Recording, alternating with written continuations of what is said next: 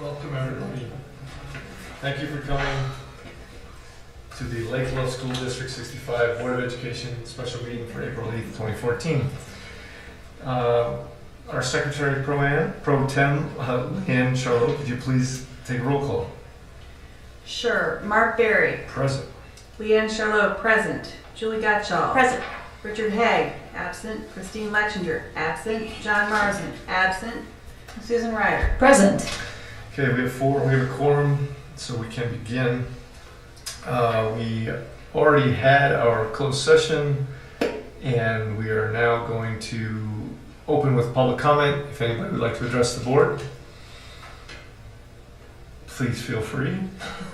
If not, we'll continue with our one and only action item for the evening, which is we want to approve. I'd like to have a motion to approve the personnel report as attached, and that includes the unfortunate resignation of our district office secretary, Jane Precht, effective April 28th, and the hiring of Teresa Simon, is that how you pronounce it? Teresa Simon, who will be her replacement effective April 21st.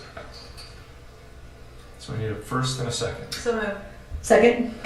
We have a roll call on that, please. Leanne Charlotte, yes. Julie Gottschall. Yes. Susan Ryder. Yes. Mark Berry. Yes, motion's approved. Sorry to see you go. Yes. Best We're of all luck. sorry. Best of luck. Good luck in Denver, though. Have fun.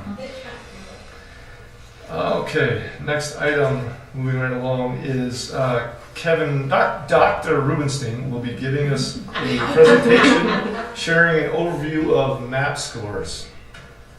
Yes, I will. So hopefully we'll make it short this evening. Thank you, Mr. Berry.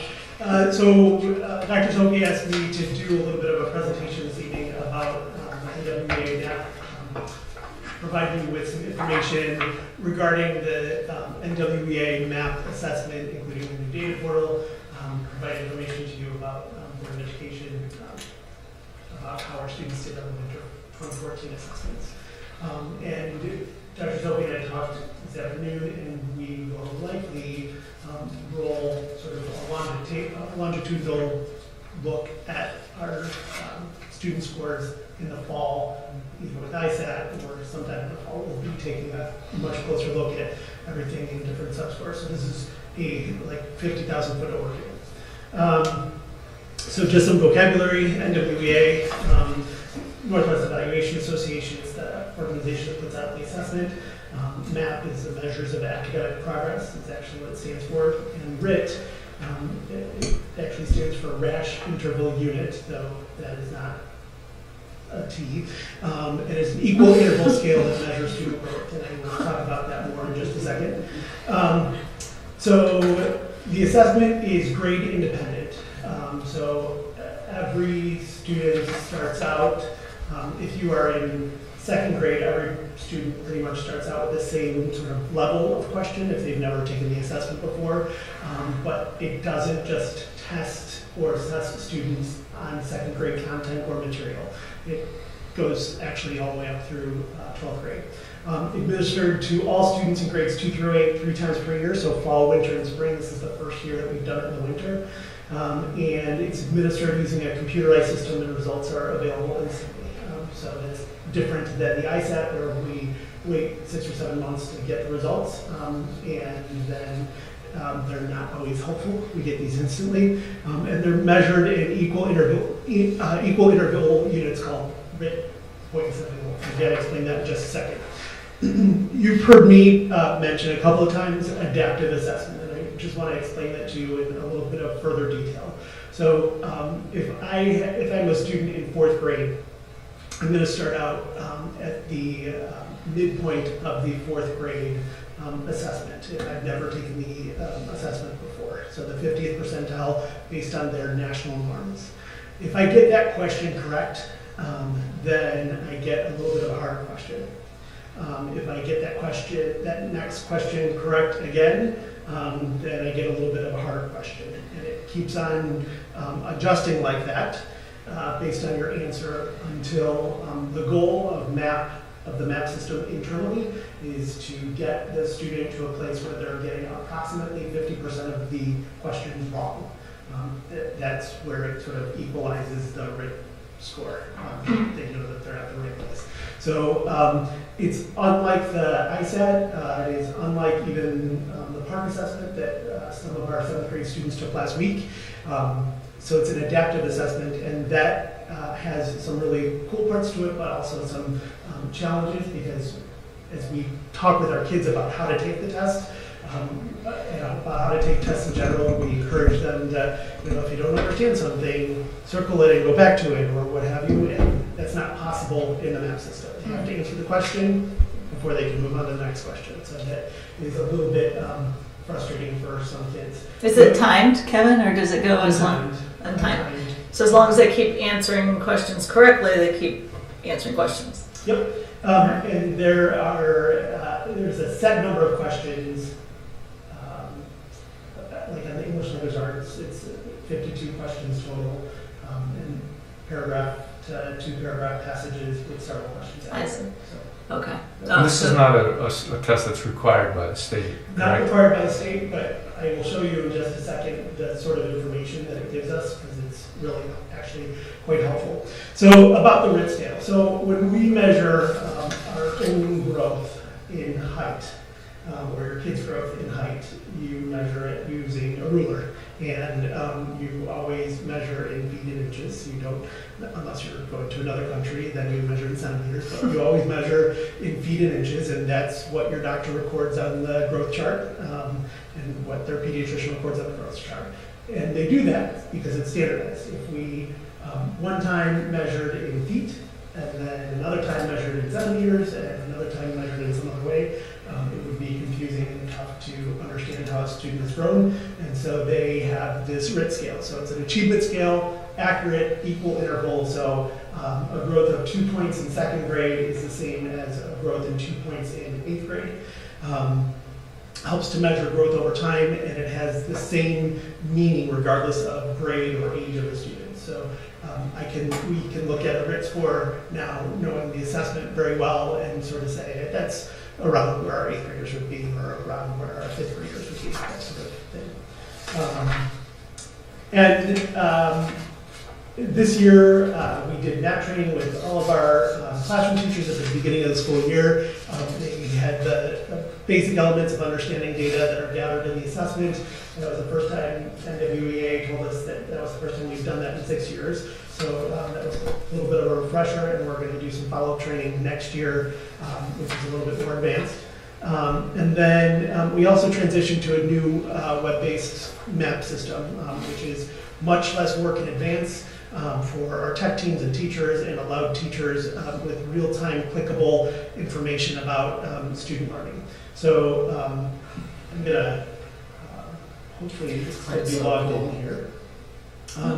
Kevin? Yes. I was going to ask a question. Has the MAP test changed appreciably since the Common Core came in? Because it says on the first page that it's grade independent and Common Core aligned. So if they took it in 3rd grade before Common Core and now are taking it again in 7th grade, obviously that person, would we see a big difference between the 3rd grade assessment now and the 3rd grade assessment 5 years ago? There would be.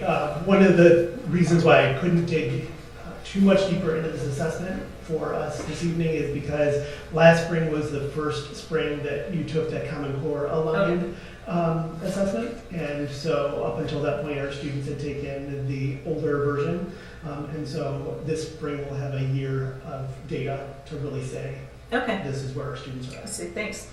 So as I logged in, and every classroom teacher was given access to this, so I am just going to show you some of the reports that you can get, and I did this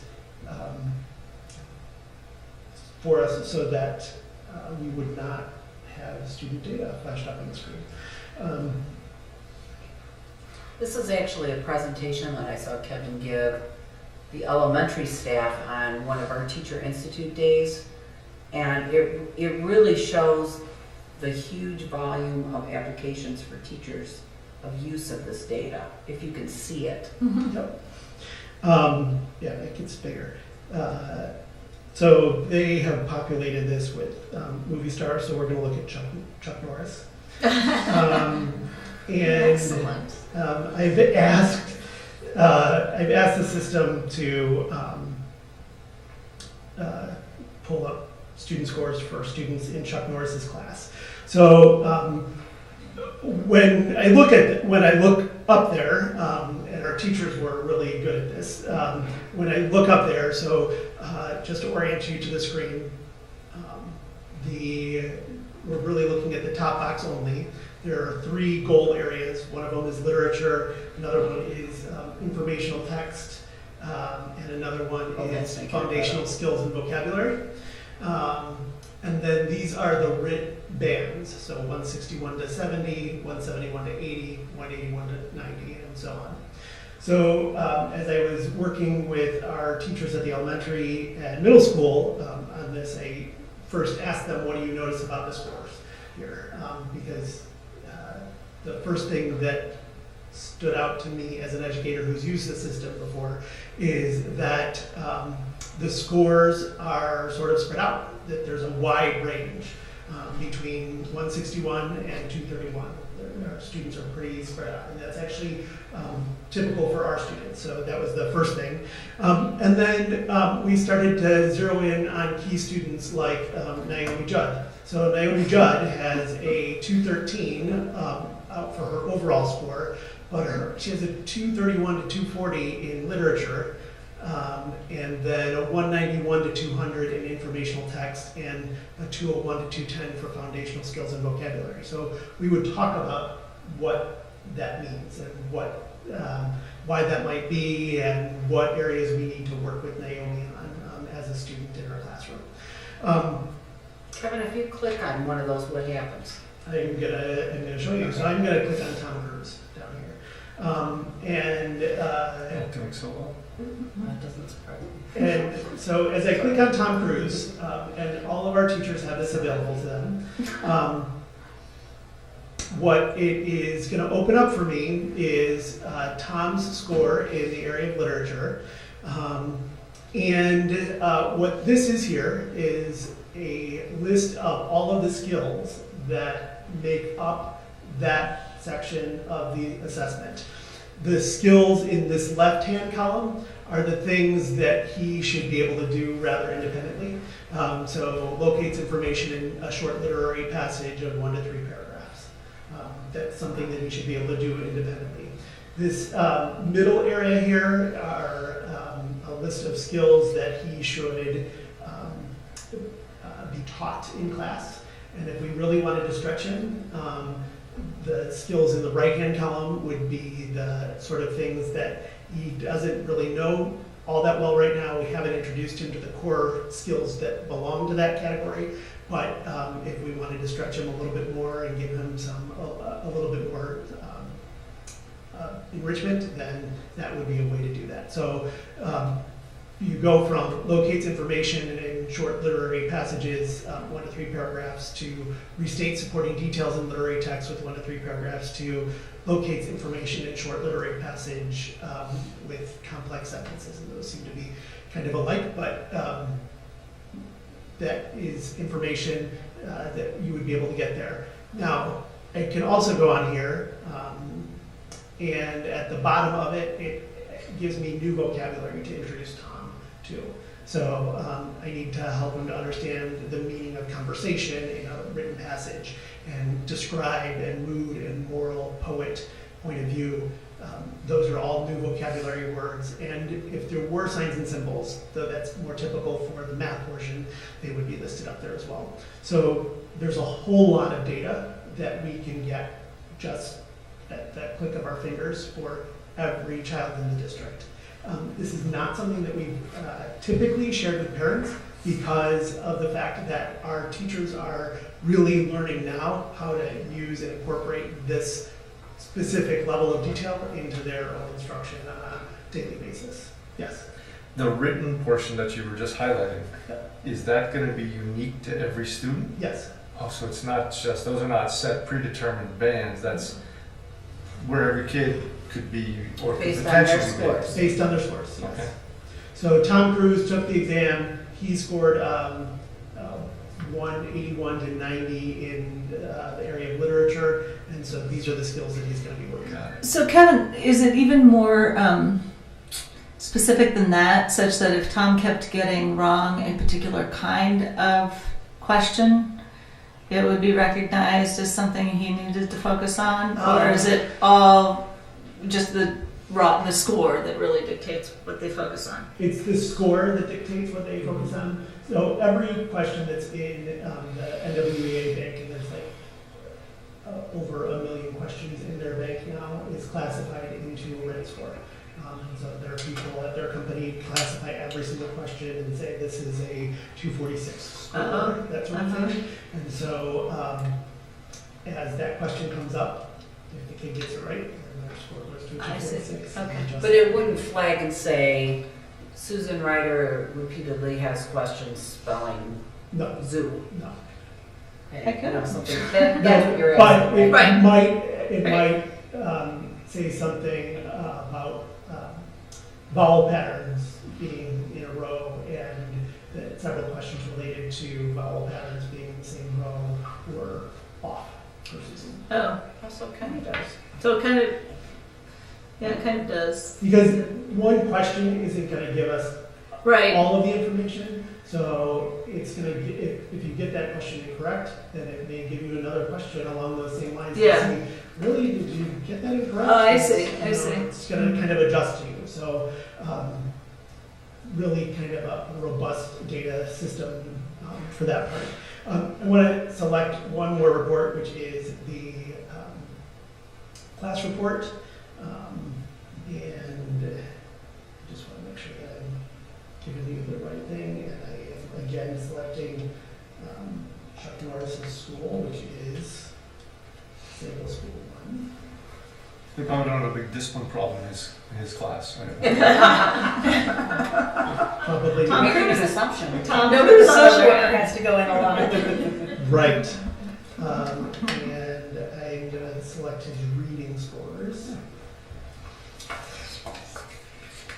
And you'll see here at the bottom, the other thing that I can do is that I can sort this based on gender, ethnicity.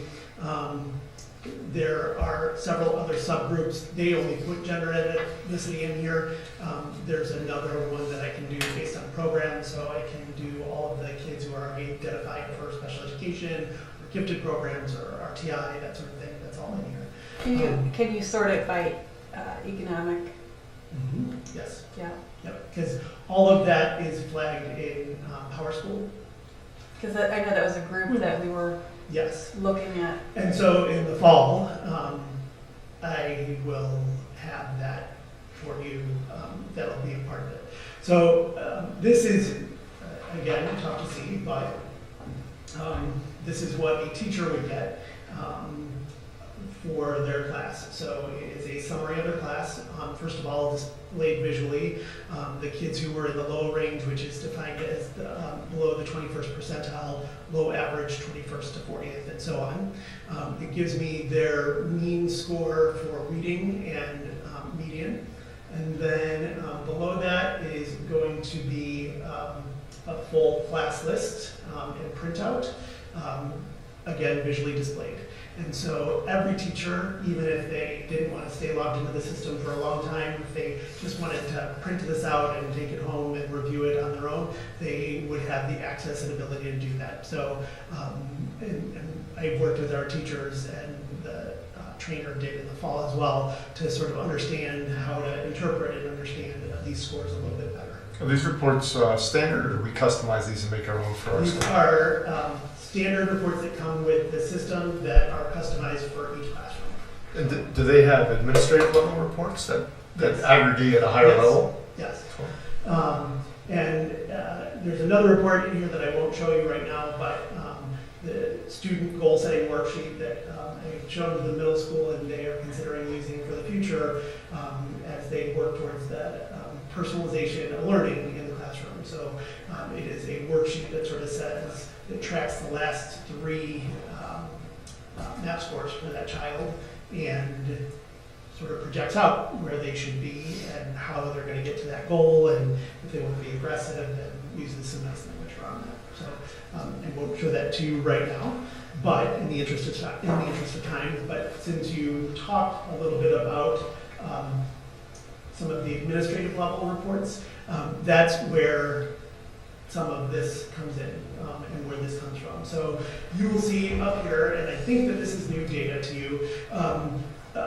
I can get the performance of District 65 students, and you will see up there the grade level, the mean RIT score for the grade level, the median, and then if I, for example, in second grade got a score of 191, what that would be compared to national norms. So our students, Are these real? these are real. These are our kids. These are based on the last math scores that the kids just took. In winter.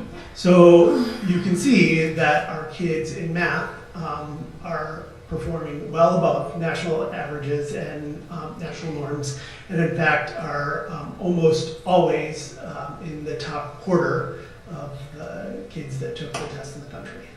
Our median test score would be there for math. So who is in that NPR comparison?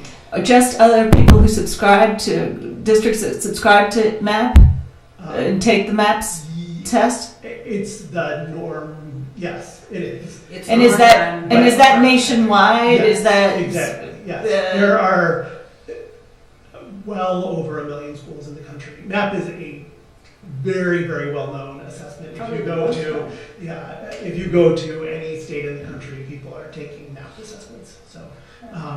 So our kids are doing really well in comparison to the rest. And did you say earlier MAP tests were administered on computer now? Yes. So there's not like administrative burden. Or a bias associated with two different people administering it? Not at all. And in fact, it would be so rare if Nate and I are taking the same, are in the same class and we're taking our math test at the same time. It would be so incredibly rare for Nate to have the same questions that I would have on my test. Not the same test, because Nate's at a different level. He's much higher than I am, and so he'll start out a little bit higher because the test already knows him, and then it'll work up from there. I am a little bit lower, and so I'll start out a little bit lower and try and work my way up, and that is, for us to have the same assessment or even the same question on the assessment would be like unheard of.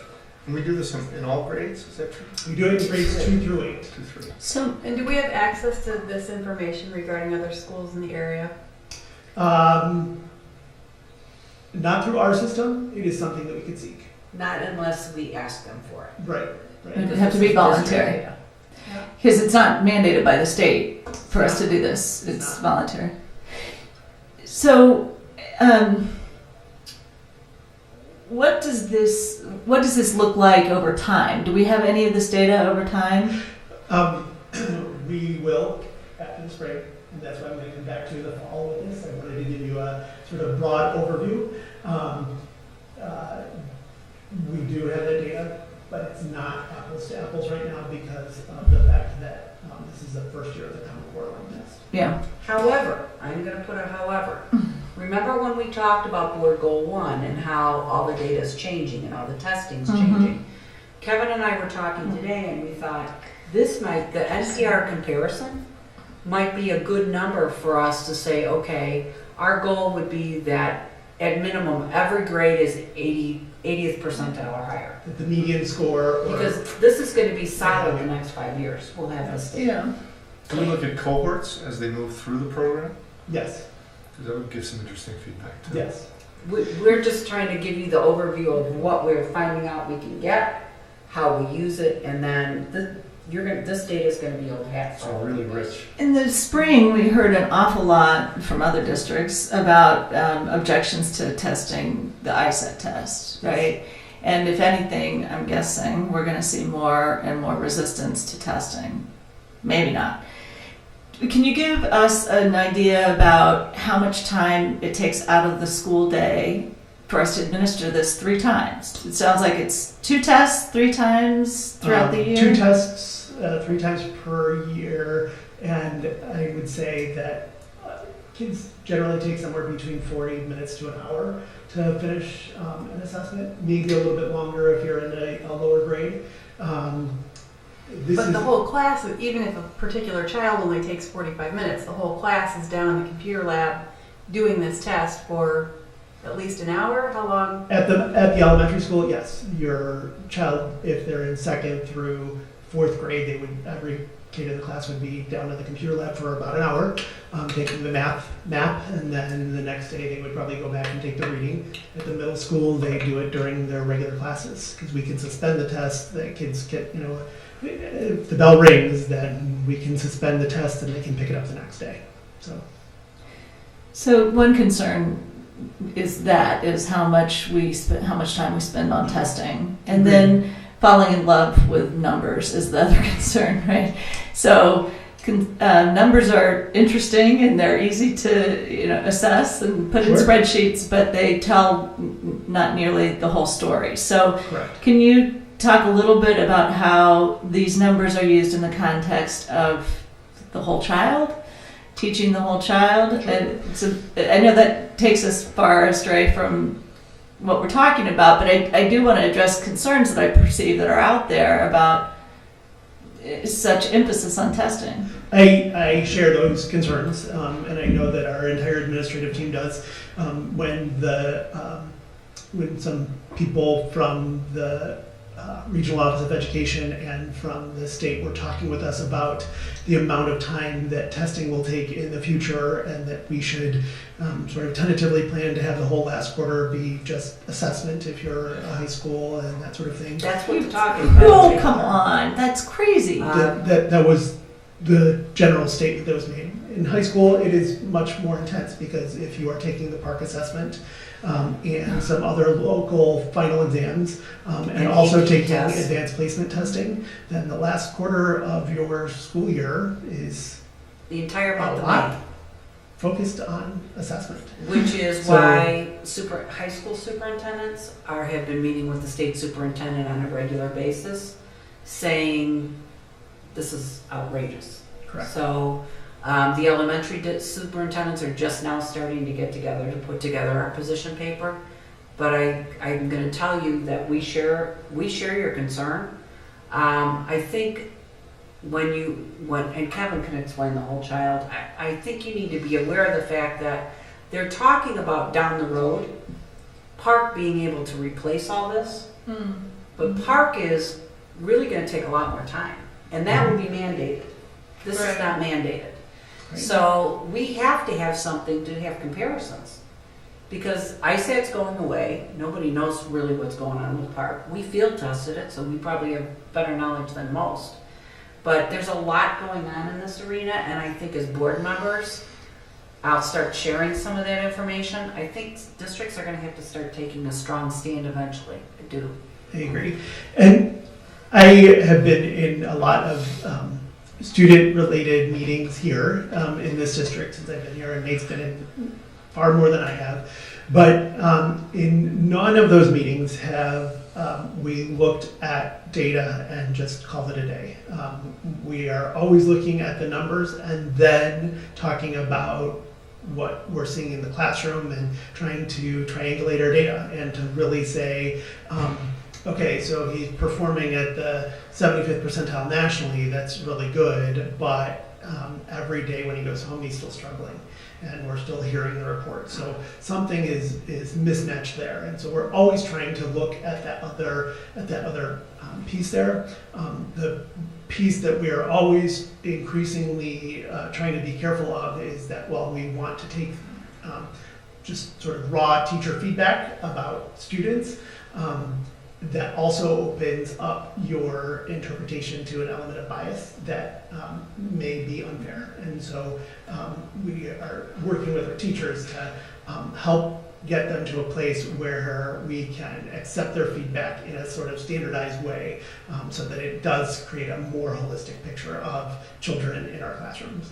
It is objective. Yes, yes. So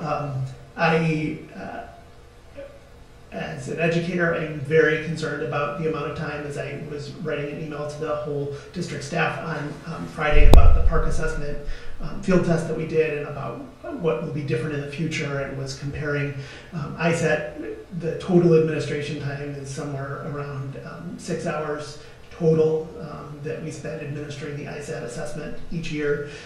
Park will range from between 7 and 9 hours for one assessment. So, and that's And not one there's sitting. many That's that's what that is, and that's just next year, because still I was at a conference in February, and they so gently reminded us that we'll be taking an assessment in late March next year, the performance-based assessments for grades 3 through 8. We'll be taking an end-of-year assessment next year, sometime late April through early May. That's how our growth scores are supposed to be measured by the state. The grades are AYP. Yep, the manufacturers are AYP scores. And then the year after that, they are supposed to come out with a mandatory but not included in our scores assessment of speaking and listening. One thing that seems particularly helpful about MAP, and always has as a parent, is the speed with which the data is turned around. And adding to that, it sounds like the web-based program is even faster than the prior program had been. And now we've added the winter program. I'm just interested in the need for both this state mandated test, as well as the need for this quick turnaround data, and wondering if there's ever a chance that maybe the two are going to come together, right? We have to examine our assessment program for next year because of the fact that if we are administering the park assessments late March into early April, and also end of April through early May, right now we are scheduled to give our MAP assessments in the spring in May. That's just too much. It's too much class time out. And so yes. Is there any hope that Park will some point in the near future become web-based, for example, and we might marry it? Park is web-based. It is It's web-based. an online. So we might get that data back very quickly? We They're will. saying that. When we were. State of Illinois. We were so lucky to have a monitor from the State Board of Education with us on Thursday when we did our 7th grade, the second day of our 7th grade field assessment. And the guy was really, for all of our interactions that we've had with ISB, it was very down to earth, very willing to listen, wanted to hear our feedback. We talked with him about some of the odd things that were going on in the testing environment, and he was very, very willing to listen. Students as well, to student feedback as well. When we asked him when we would get these assessment results back, he said the goal is that you take the performance-based assessment in late March, then you also take the end of the year assessment, and then you get your scores in June. So not in the near future. We're not going to know for a couple of years at least.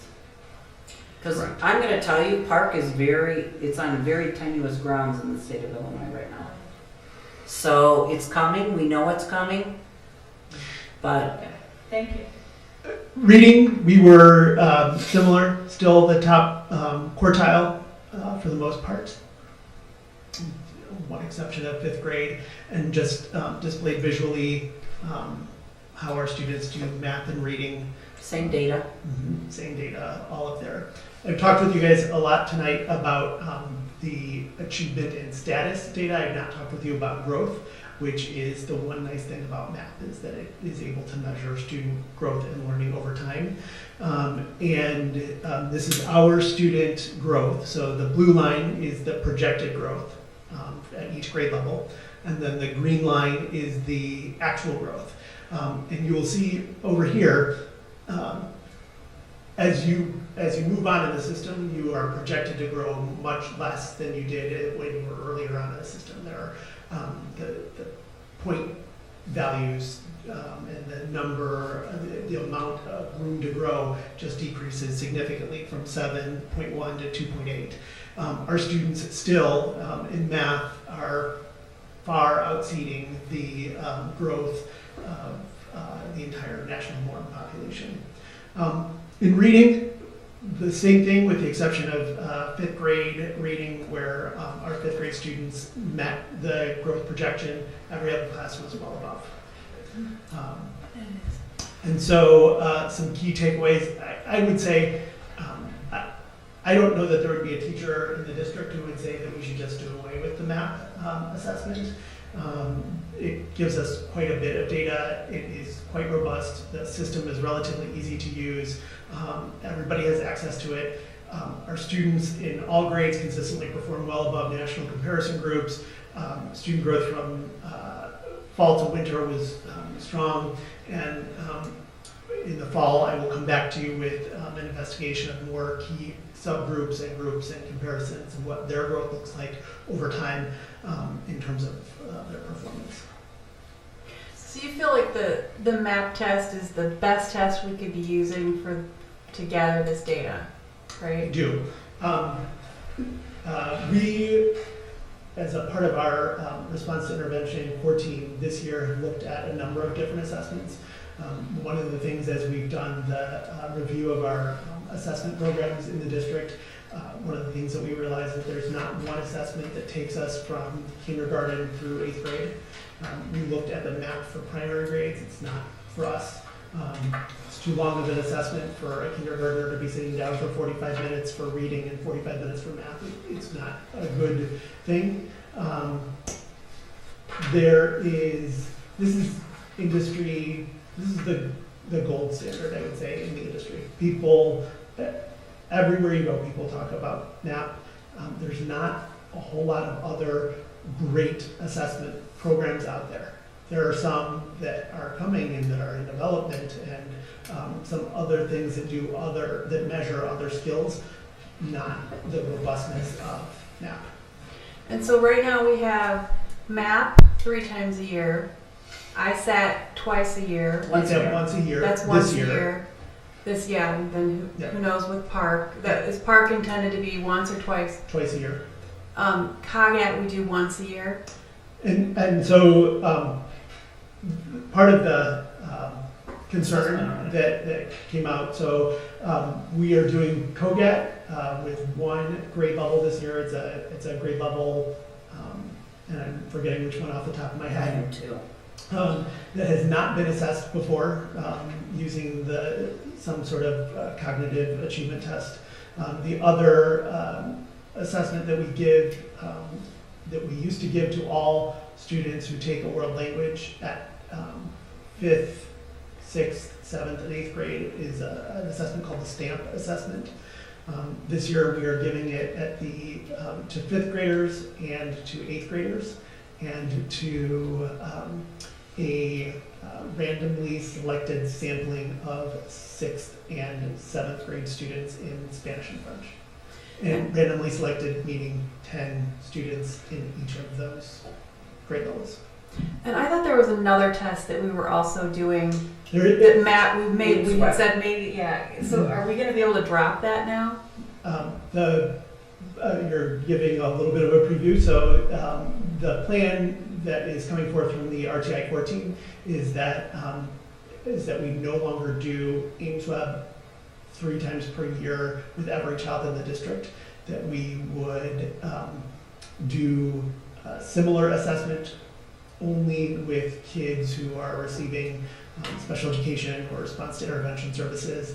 To measure their growth. Because we need that for their IEP goals and that sort of thing. And that kind of growth would not be picked up on the MAP test. It would be picked up on the MAP test, but we don't take the MAP test frequently enough to know the little nuances. When you are working with a kid with special needs or a child who is receiving RTI services, you need to be able to measure their growth pretty much either once a week or every other week. Probably the 2 comments that I hear most often from parents about the testing is, one, oh wow, we're adding math, another instance of math. Is there something else that we can let go of because the kids are spending too much time? spending too much time getting tested, but also there are apparently a lot of kids who feel pretty anxious about these tests, even though, you know, teachers may not be handling it in such a way that it would raise Create stress. anxiety, but some kids are just going to be anxious because of a test. We've heard that comment. And then also, you know, is the data really being used? And can you talk, like, have all the teachers been really well trained so that, you know, this is something that actually is making a difference in the way that we're teaching kids and not kind of like an exercise? I don't know, can you say something about what we've done there? It's not an exercise in futility. It is, I will say that our teachers have been provided training by top quality instructors, including myself. And,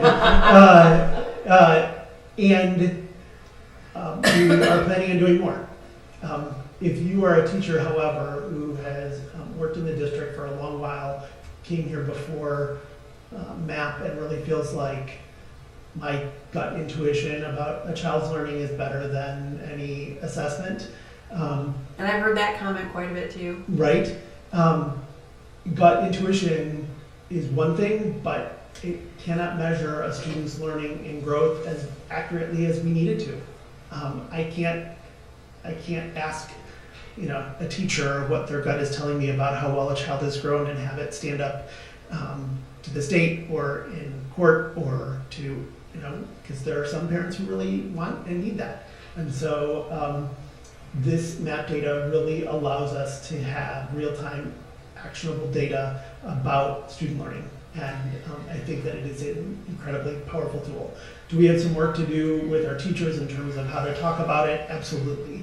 I think that if you give me a little bit more time, that I will be able to work with them, and Nate will be able to work with them, and Margaret St. Clair has worked with this assessment for a number of years, to be able to have a little bit more of a student-focused conference about student learning and growth that is backed up by the data that we gather.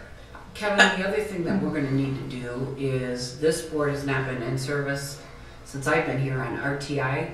One of the questions that Leanne is really talking about is there's a need for progress monitoring legally to have, so like if I'm having an intervention on reading, for instance, and they're trying a Read 180 program with me every week, I have to be progress monitored to see if that intervention is working.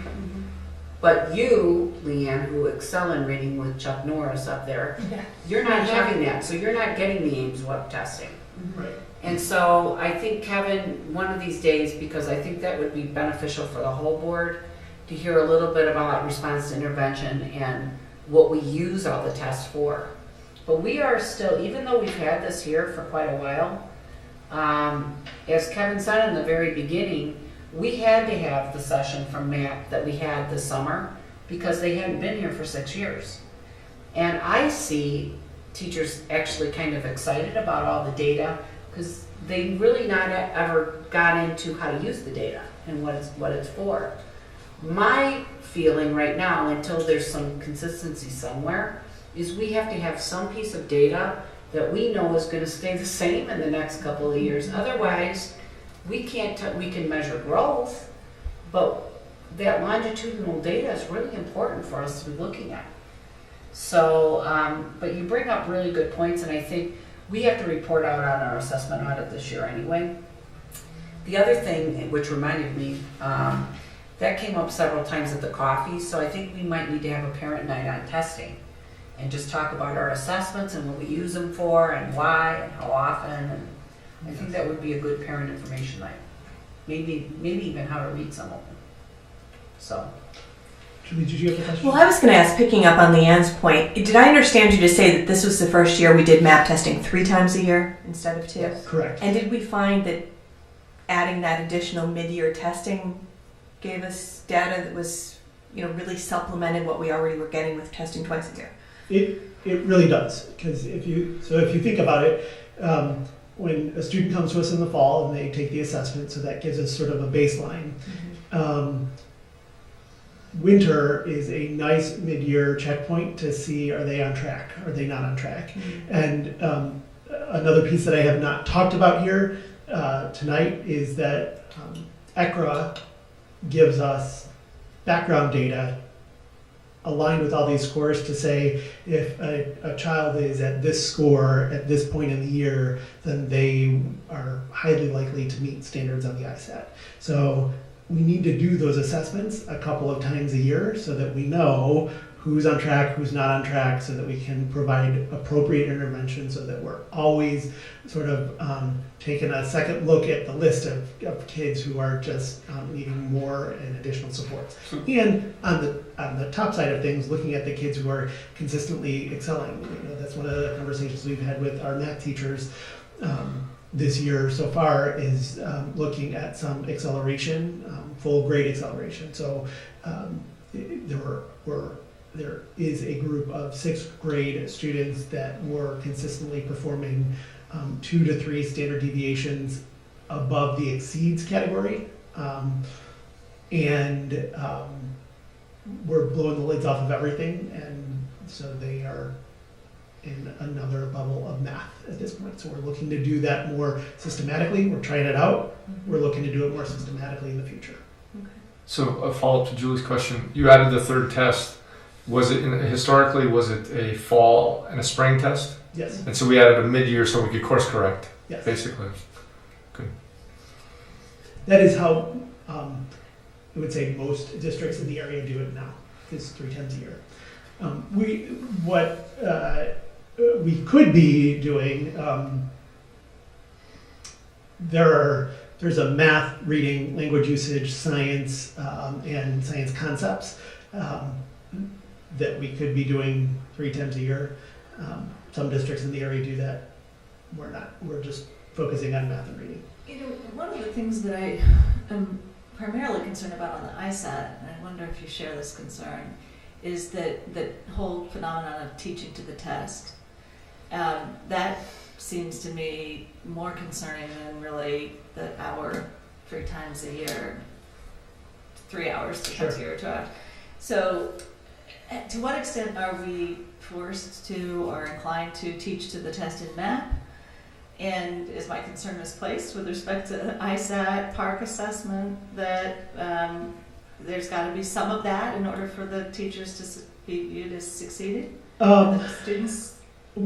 What I will say is this. So for the PARC assessment, there was some teaching to the test specifically because of the fact that it is a brand new system. There are some nuances to that assessment that our kids had never experienced before. So every kid was able to flag an item, was able to come back to all their answers at the end. It was all new all the time, and so there was some pre-learning that the kids needed to do associated with that. In theory, and I know this is not 100% in practice, but in theory, a good assessment system should align with what we're teaching in the classroom so that you're not teaching to the test.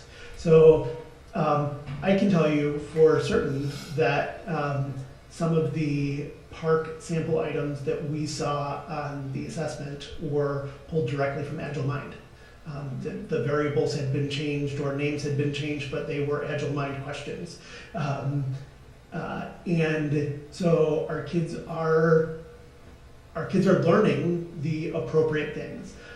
I don't think that it is like other districts across the country where we're going to spend the whole month of March just focused on what's going to be on the MAP assessment because we need everybody to do well for that. I think that our MAP and our classroom learning on a day-to-day basis, and please correct me if I'm wrong, but our classroom learning on a day-to-day basis is pretty aligned with what is in Yes. It just would be really good then to have that be a consistent message and I agree. shared often in the community, because I think there's a lot of questions about it. Okay. And I will tell you, there's a lot of questions statewide, and I think there's a lot of miscommunication out there. Yeah. So I actually, and I'll share it in my update this week. I got a little frustrated last week. Kevin saw me, and so I sent an email to the state superintendent because I sat with him on that committee last year, and he emailed me back, and he gave me some answers on things to concentrate. He is not calling it Common Core. He's calling it the new Illinois Learning Standards. But what I see is that there's so much information, most of it's inaccurate, it's not consistent, and it's that way across the state. So we have to focus on our message and then stick with it and let parents know what we're using the testing for and why and how often. Well, and just, So- I guess, communicating it through a lot of different means. So if you're doing a superintendent coffee, if there's a, I don't know. Parent night. A parent night, there's Newsletter. something in writing that goes out from teachers, in classroom emails, preparing whatever, just so that we're getting the Facebook when we same have kind of. If we are going to do this third test in the middle of the year, I would strongly suggest that we make those parent-teacher conferences that are optional, make them expected.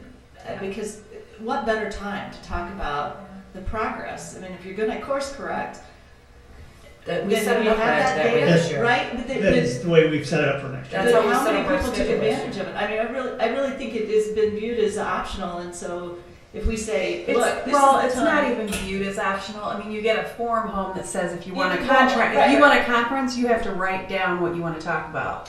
Yeah, You have to come up with the. And take the- That's not the case. Okay. I have longitudinal data that shows that 90% or more of our students attend both. One of the things we do following conferences, both in the spring and the fall, is solicit percentage of advisories. I sent the advisors a form and I asked them to tell me how many of your parents scheduled a conference in person. Tell me the number out of your advisory. How many were phone conferences? How many didn't schedule a conference? We do have a higher number of conferences in the fall than we do in the spring, but we're still 90% or more for both rounds of conferences.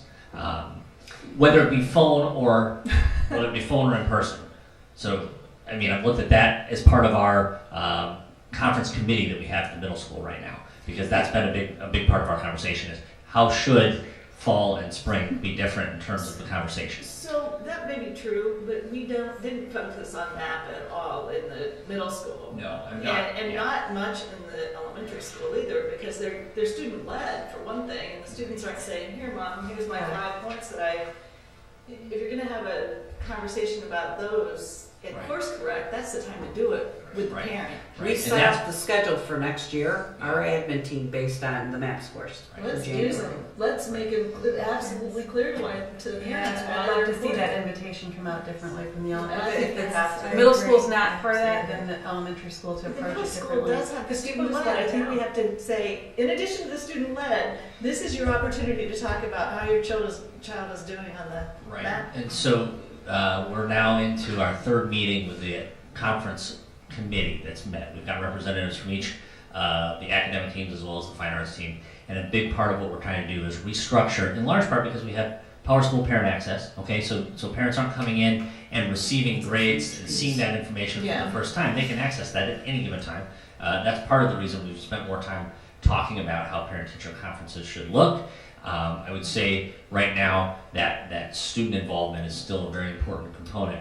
But yes, the goal setting both in terms of assessment, but also student growth over the student skills and some of those things that we aren't able to measure with a MAP test or with a PARCC test. Yeah. We're talking about how to tease that Yeah, out. the whole Provide- child. Yes, exactly. And that's ongoing work. I would say that by the end of the summer we'll have it nailed down for next year. But They're working on that. yeah, They've really, they have a committee that's actually working on that this year. so It's more good. to come. Seems like I a great imagine. opportunity to really make the value of that test speak for itself. And I'd be happy to If we present think it's a conferences useful- specifically. Go ahead. Sorry to interrupt. If we think it's a useful measurement, then it's worth talking about. And if it's not a useful measurement, then Then we let's do wouldn't do it. something else. Yeah. You're warmed up, so don't go too far. Let's see if anyone has any We all other settled. questions. Kevin, you need to wrap up with anything? Nothing else for you this evening.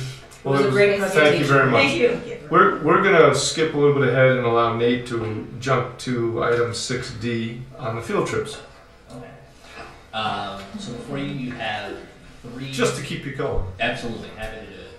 We provided you with all three of the overnight field trips at each of the three grade levels. As a reminder, in sixth grade, in May, there's a overnight trip to Springfield that typically, well, the proposal you're looking at is departing on a Friday and returning on a Saturday. In seventh grade, we have the outdoor ed, Lake Bluff ed combination trip. Students who are traveling there would be one night away. East Troy, Wisconsin would be the overnight portion, and the Lake Bluff ed portion would be the following day. So that's a Wednesday, Thursday, Friday. And then we're proposing something different for the eighth grade trip this year. By this year, I mean next year. We had done the trip over the last 4 years in end of October or very beginning of November. That we've really found is just a busy time.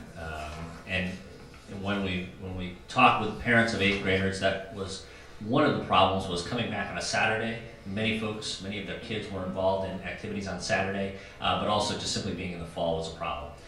So we're pushing the trip back to February, where we had that trip prior to moving it to November. And we're going to look at doing a Wednesday. That seems like you're inviting weather problems, but. Well, as we know, doing it in November doesn't necessarily guarantee anything. Yeah, we had Good point. kids. I've never canceled a trip except for November. Yeah. So, That's true. yeah, I mean, you never know. But I can tell you that of those prior 10 years that I participated in, it had been February. We had very good luck. So crowds are very low. It's not a high travel time. You're not there with every other eighth grader in the country as you would be when we went in May. That's what you had mentioned last year. Yeah. You know, just to give some history to new board members, and that might have been your first meeting last year, so I'm losing track of my memory from this. We had talked about every year, according to board policy, the board has to approve field trips that are out of state or overnight. And so we came up with a month that's on your board calendar, and we do it in April. So tonight Nate's here to talk about his trips and answer any questions that you have. And then we'll approve the trips so they can go ahead and take the trips for next year. They may ask you questions. I think my only question that I think is really important to share with all of them is, number one, what's the educational goal? Keeping in mind that now that I'm experienced since I went on the Springfield trip last year, I think the level of camaraderie and social, what's the word I'm thinking of? The kids being able to bond together in different groups was fascinating to me and really rewarding for me to watch. But the other piece is the number of kids that have been involved and the number of kids we leave behind, if any. So. So we'll go by grade level, looking at that sixth grade trip. Generally, that's a very well attended trip. If anything, those kids that don't go because they suddenly become ill, so we have some that are sick and not able to go, and we usually have 5 or less that have a conflict with Saturday that don't go. But there has not been a need for alternate programming for kids that are staying behind in school with that trip because they're either homesick or away with a family, prearranged trip of some sort. So that's in sixth grade. And with this incoming group of sixth grade students, we currently have 87, so we're expecting those 87 to be participating. The Springfield trip is well aligned with social studies curriculum in terms of its study of government, having actually experiencing firsthand Illinois state government. We've been lucky enough to get onto the floor of the House the past several years. They've actually had a mock debate. The most recent was a cell phone and school debate that was quite lively. Quite likely. Quite lively indeed. They actually got to vote. They had that last year when I was there. Oh, good. Yeah, that's a great. They do a nice job of that. So that is a sixth grade trip, and for many kids, it may be their first night away from home. It's also a really neat opportunity to interact with kids outside of the classroom environment. For kids to interact with one another outside of the classroom environment. that social emotional component, while not easily assessed on a MAP test, for example, or a park assessment, is certainly a very valuable piece to a trip like that as well. So maybe a question on Springfield. Any questions? Well, I just would mention that I did get a letter presented to me this past week, and it says, "Dear School Board, Mr. Ellis's multi-age class wants field trips. You may say that they aren't educational, but trust us, they are. It is a fun and interactive way to learn, so please don't cut field trips." So I know that the incoming 6th graders have strong opinions about this, and my constituency has asked me to vote in favor of it, which I will be doing. So there you have it. How many signatures did you get? Quite a few. Well, I'd say there's about 20, 22. I yeah. hold that up for them. Yeah. Yes, it was. Look at My that. daughter brought it home and said they wanted me to. They insisted that I give this to you. So here we have it. So there we go. Government at its finest. Right, that's right. I'm actually very impressed. Project Citizen There we go. in action. So then the 7th grade trip, which occurs early on in the 7th grade year, is a slightly different focus, two-part focus, I suppose. The first being the outdoor education piece, where we're traveling to East Troy, Wisconsin. That's a one-night away, essentially a day and a half of activities. That is very much social emotional aligned in terms of building teamwork, working together, allowing, hopefully, in some respects, students to step outside of their comfort zone, maybe try some things that they weren't necessarily comfortable doing, but with the support and encouragement of their peers, say, hey, yeah, I can give this a shot. And the power of it being right at the beginning of the year, and allowing the teachers to connect with kids in that way, very often sets a great tone for the start of that 7th grade year. Not only that, sometimes allows students to build relationships with one another that they just didn't really have before. Maybe they weren't in classes together in their elementary school years, and maybe they didn't end up spending a lot of time together even in 6th grade. We have seen some very interesting things come from that experience during outdoor ed. Things like the low ropes course, where you're pushing yourself but yet are being spotted by all of your peers and being encouraged to continue on when it's hard or you might be a little bit scared, but in a safe environment, both physically and emotionally safe environment. And then there's some of the other kind of group initiative activities where you're only as strong as your group working together can be to accomplish something. And so there's been some really neat outcomes from the activities such as that. Now at the same time, we can only accommodate half of the grade level at a time at Camp Edwards. So the other part of that, the second half of that, is the Lake Bluff Ed portion. And over time, we've adapted and changed that. At one point, it was sort of a historic walking tour where parents were coming and assisting and chaperoning. We've changed that over time, and one that we're quite proud of now, where it's more of a self-guided geocaching. And if you're not familiar with what geocaching is, students use handheld GPS devices. They use iPods or their computer to go to, in some cases, unique locations where only your group will go, where you'll collect information about the significance of that location within Lake Bluff, and begin to pull together some presentation which you'll share with your class when you return to class. And then there's others that are deemed significant enough for everybody to go see firsthand. And so there will be 3 sites that everybody has the same opportunity to go see, and then something like 6 sites that your group will be the only one who goes and sees and reports out on later. It's really a one-day mini historical tour of Lake Bluff, but done in such a way that they're incorporating the use of GPS, and they're using the math and of course working together as a group again. But one of the things we hope to be able to do this year is to simply donate that.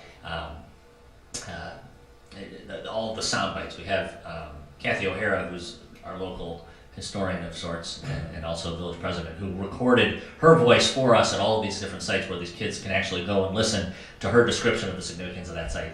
And so we'd like to be able to donate that to the Vliet Museum, so somebody who wants to participate in their own self-guided tour could do it and listen to the commentary on those spots. So that's 7th grade. Questions about 7th grade outdoor ed, Lake Bluff Ed?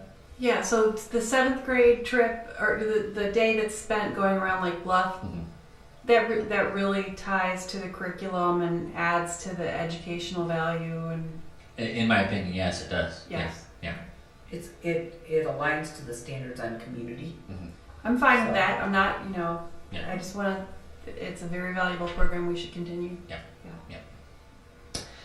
And then finally, mention that there's a great number of 8th grade students across the country who venture to Washington, D.C. each year.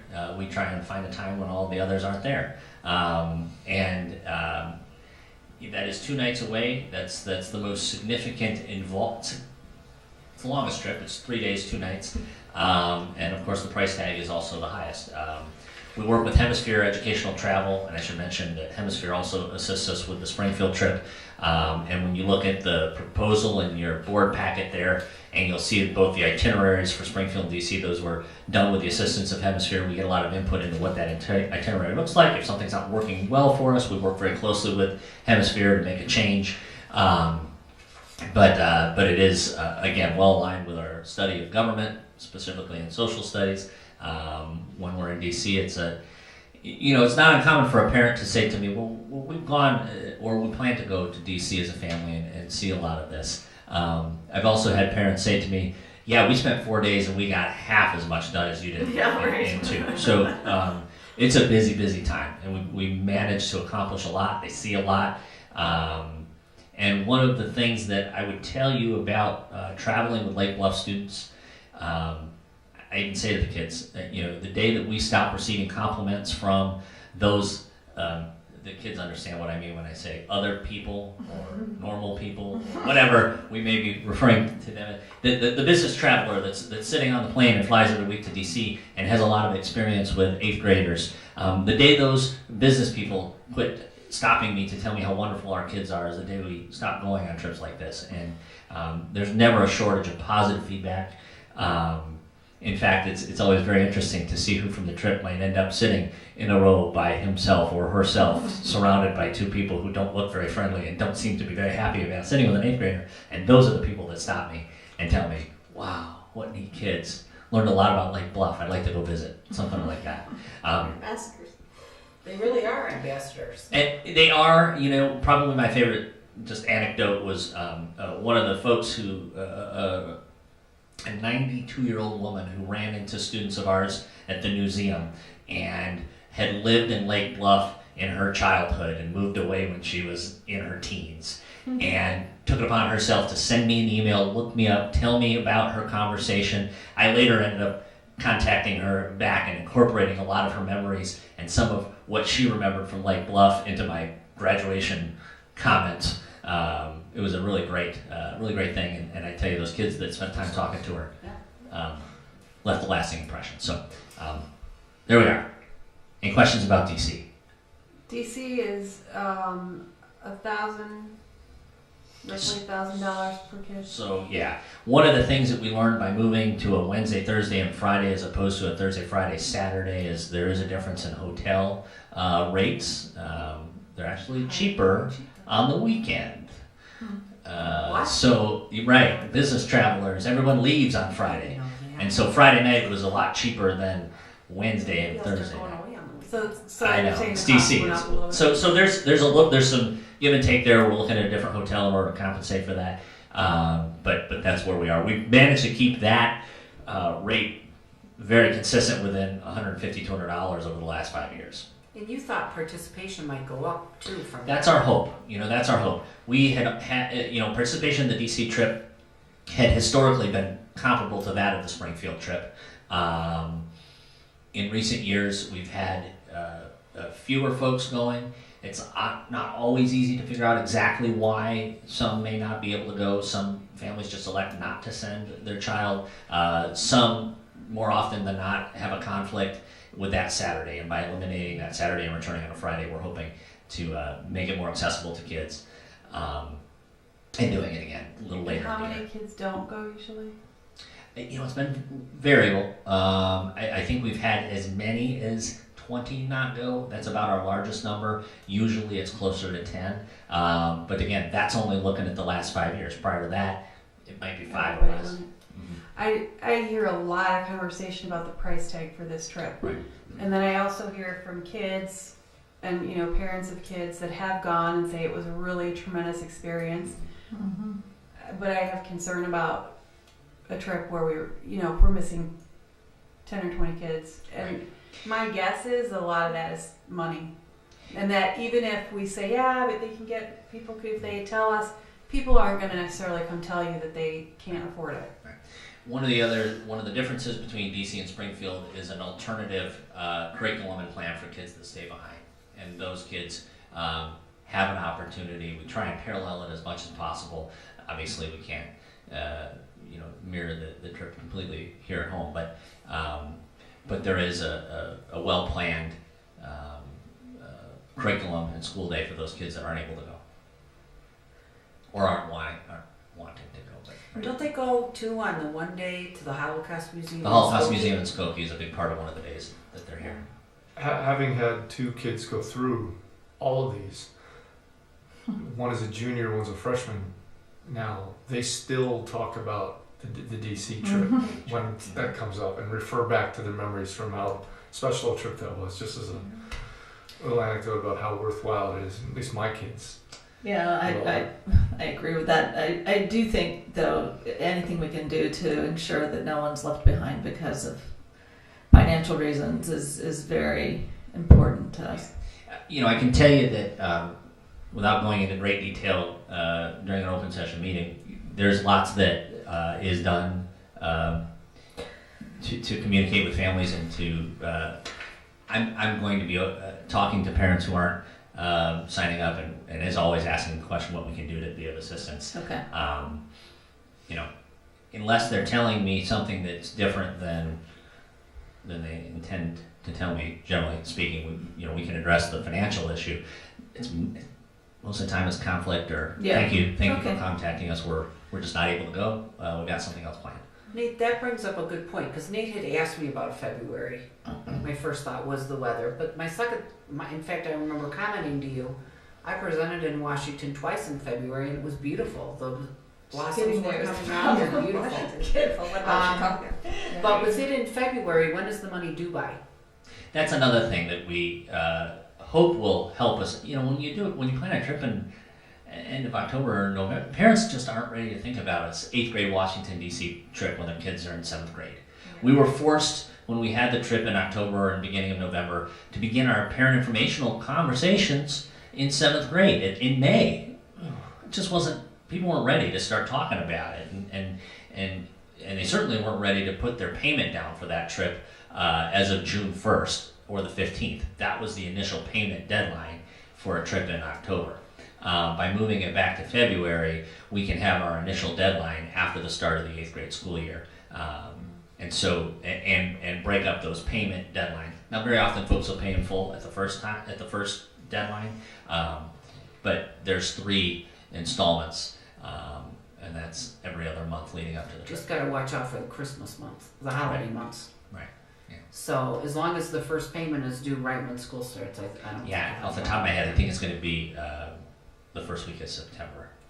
I would note 2 points before we leave this topic. Number one is when I signed my 8th grade daughter up, I got the notice that she was on the wait list. Me too. And that put me in a panic because I thought, if I blew this deadline, I'm in big trouble. So, And I hadn't blown the deadline, but you might want to communicate with parents so that there's not undue alarm when they get that. that was a unique year. That was because we had so few respond by the time the deadline occurred. The question became, can we afford to fill 2 buses? We need 2 buses there, and that was the big part of it. When we barely had enough to fill a bus, we had to wait list until we could fill the second bus so that we weren't increasing the price tag for those folks who've already paid. Right. We've never had that problem before. When did that happen? Was that last year? This is last year. It was last year. It sounds familiar. So. Yeah, it's 8th grade. Because I connected emails. Now I know why it's unfamiliar. Yeah. Never had that problem before, but it was that small number that had responded. But we had to had change the date of the trip, if you remember, because of Hurricane Sandy. That was 2 years ago. This, This year went off. No, it was last year, because I've only been here 2 years, and I had to do it. Sorry. Right, These are 2 different years then. Remember, we had 2 DC trips in 2013. One was in May of last year. The other was in November of this year. Okay, all right. this hemisphere thing So what- says that the first deposit's due in June. I remember talking to you about that. Right. No, it was right. So approximately a year ago, 2013, November, I'm sorry. Academic years. That was when you calendar were in years. DC, or I was Yeah. in DC and you were in Springfield. Yeah. And then we managed to go on time for their kids. The second just opinion I want to throw out there is that I look at the itinerary. Generally, it looks great. The one thing that I wondered about is the Holocaust Museum. I like the idea of the DC trip being an American civic experience. The Holocaust Museum, though I'm sure a valuable experience, doesn't seem to fit in with that theme. Okay. I mean, my preference, to the extent we have, any discretion over this itinerary, would be to have them spend more time on the, DC American things, and not spend such a fairly big chunk of the trip at the Holocaust Museum. That's my opinion on this. For whatever. It's a I know powerful that one. It it's, is. I hear the most about that from parents. That is also one of the things that is most directly related to our curriculum. It'll be to our trip. Is that right? Yeah. That There you we go. are required to teach about Yeah. genocide.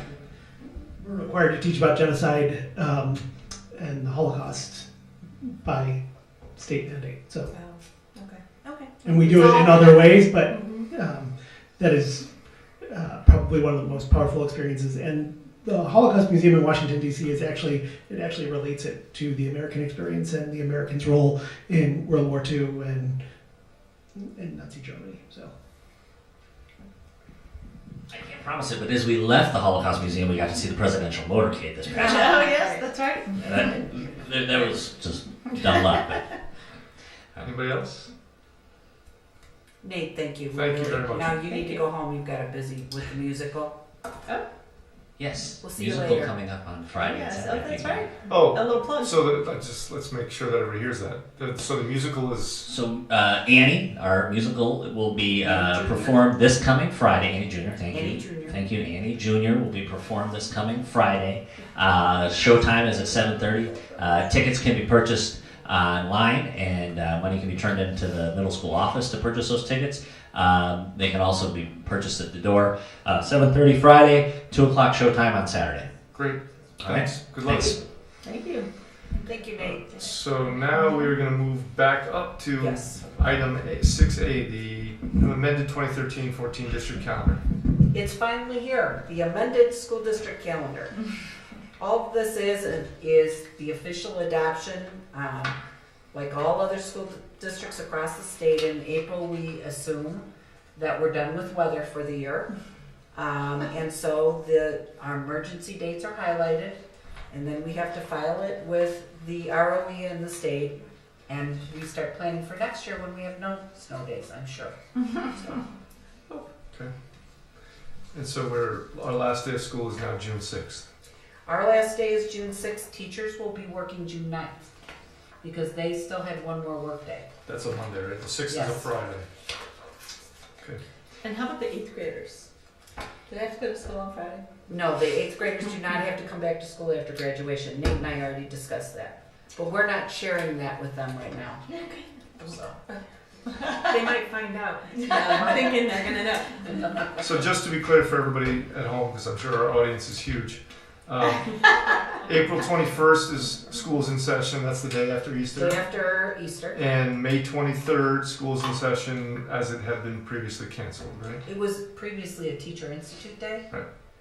And June 6th was, we were not going to be in session, and now the kids will be in session. That will be the last day of school. All right. Next item is 6B, extension of contract with Olson Transportation. I'm going to turn that one over to Jane and kind of tell you about how we got to this. Okay.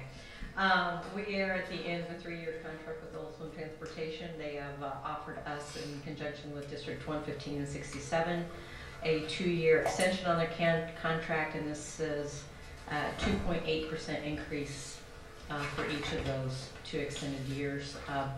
We, along with 115 and 67, are making a recommendation for the 2-year extension to all 3 boards. And this current contract was a 3% year increase, so they've gone down in the percentage increase. Now, if I recall, when I first got on the board, I remember we were involved in the bid for this. Correct. And if I recall, that time around, there was nobody really even close to the Olson numbers. If I think back that far. I know we did it, and we also bid it with Yeah, 3 115 years ago, I know 67. we had at least 4 companies. Yeah, but I seem to recall that it was not all that competitive, and it was the obvious choice to go with Olson. We have been pleased with the Olson's performance, as I've talked to 11567 in recent weeks and as early as today. And so with that, we're all making a recommendation for the 2-year extension. And we must do better bidding this with them, doing this contract with 115 and 67 than we would if we did it on our own, I'm sure. If we went out on our own, effectively our cost would double because we are sharing buses 50-50 with District 115. So this is one shared service that greatly provides efficiencies Okay. to District 65. Any other questions? All right. Item 6C, Director Coordinator of Curriculum position. As we talked about briefly at the last meeting, I am going to be recommending either a director. I'm really leaning towards a coordinator of curriculum position for next year. You know, what has been so momentous to me coming from a large district and coming to a small district, and I've worked in another small district, is that all districts have to do the same. We still have the same responsibilities. And in other districts, like in Palatine, we could spread it out with 54 people. Here, we're spreading it out, the curricular piece between Kevin and I, or myself and Kevin, or Kevin and I. And Or on a good day. or on a good day, Kevin and I. And you really, if we list everything that's taught in our schools, reading, language arts, math, science, social studies, foreign language, technology, art, music, drama, social emotional standards, and all that needs to be embedded, such as safety, career education, sexual abuse, genocide, keyboarding, cursive. And then I think where I really made the final decision was when we listened to the gifted report, and one of the recommendations was to have someone oversee and coordinate the gifted recommendations and carrying that through. So I'm really looking at someone who understands curriculum, but maybe new to administration, that will work with both Kevin and myself. I think that I need to give a lot of credit to Joanne Trahanis, who Ben Martindale brought in a couple years ago. She's done dramatic things with our curriculum here, and the bottom line is that we need to keep that continuum moving forward. So we're in a good place, but we need to keep the momentum going forward. So at the next board meeting, I will have an actual coordinator position, job description, and I will have a salary recommendation for all of you, and then I would look for approval and then actually hire someone in May through the hiring process.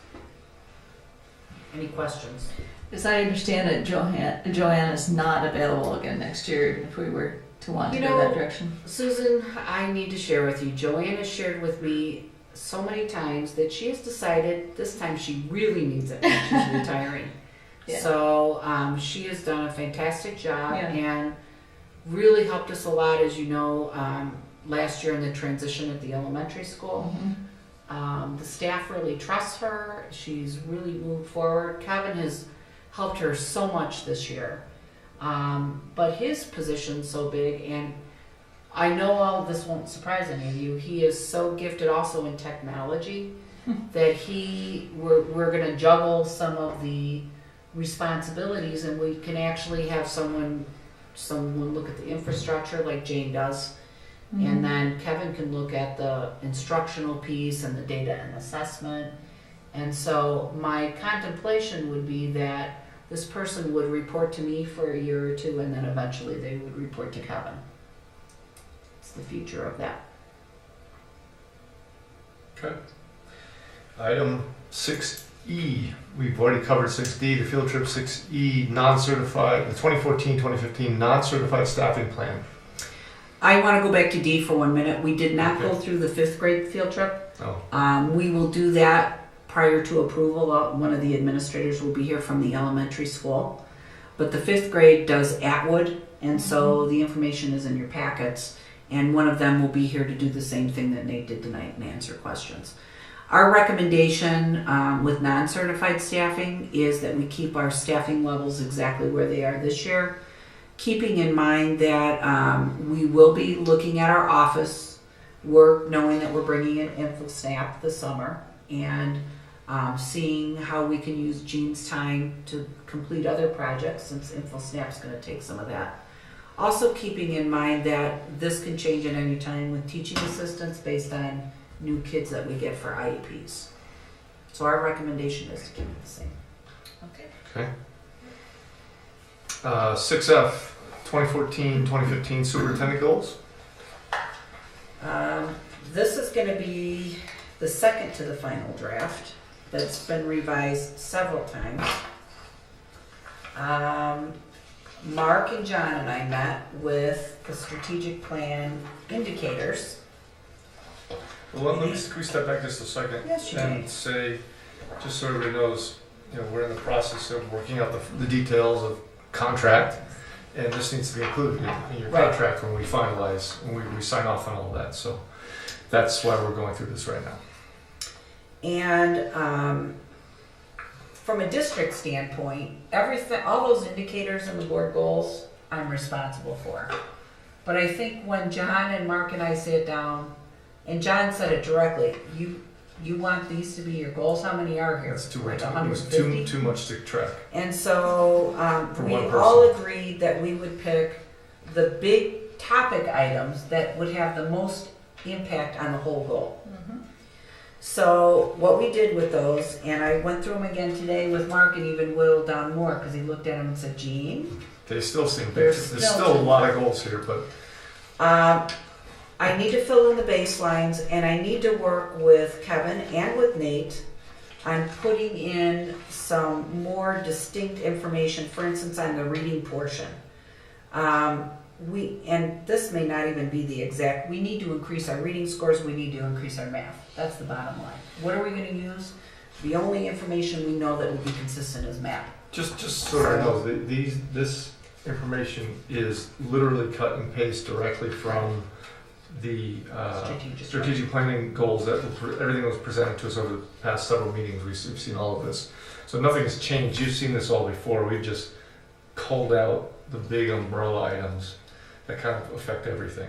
And I picked the big it's picture not items. new. So the big picture items in this area are, and there'll be a baseline reading score. It'll probably be a math score, a baseline math portion, and then the value added. For instance, by the end of the year, all grade levels will be meeting or exceeding their growth rates. So if you remember the chart tonight, Kevin, this was a perfect presentation for tonight. The chart was in fact, it showed, with the exception of one grade level in reading, all of our grade levels were above their projected grade level. So I met that goal this year already, just so you know. If you look at board goal 2, the biggest parts of board goal 2 are employee job satisfaction, which really deals with number 1 and 2, and quality professional staff development, and our survey that we're going to be collecting.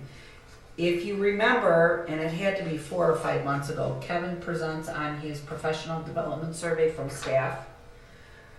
We can always add questions to that.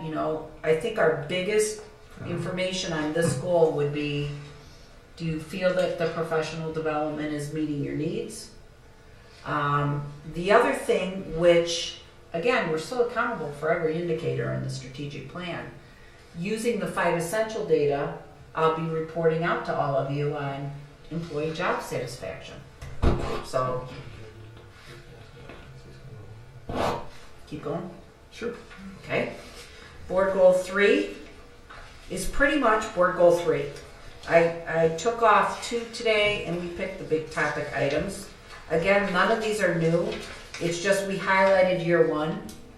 The next year we would highlight year 2, etc.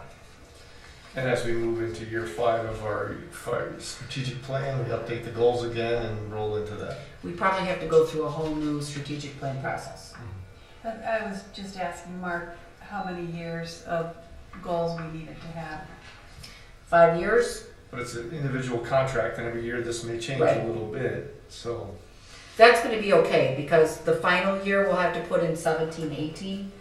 We'll just put, it's gonna align to this. I'll put year 5 and we'll leave You'll it add open. to it later Yeah. on. Because on top of all these goals, every year, as I've shared with you, I'm gonna add 2 personalized goals for the year. So for instance, next year our personalized goals are really induct a new administrative team and bargain a new teacher contract. Because a lot of my time is gonna be spent doing that. So each year it'll be these, plus my personal goals that I'd like to have a say in. And then the actual strategic plan reports. So I'm responsible for all of it, actually. I mean, I'm hesitating about the bargaining a new contract as a goal for you because you don't ultimately have control over that. But that's fine. So we'll look at that goal when we bring Yeah, I it. mean, Notice obviously it's not you're on working here. on it, but it- And it won't go in the actual, we decided Mark and I would put it in the actual evaluation and not in these goals. okay. these goals So are that's going a to good the point. contract. Yeah, I just wouldn't want That's to a see, good I know point. for the evaluation where we have to be able to say that you achieved something in Mhm. order for the contract renewal and stuff, I wouldn't want it to get stuck. That's a good point.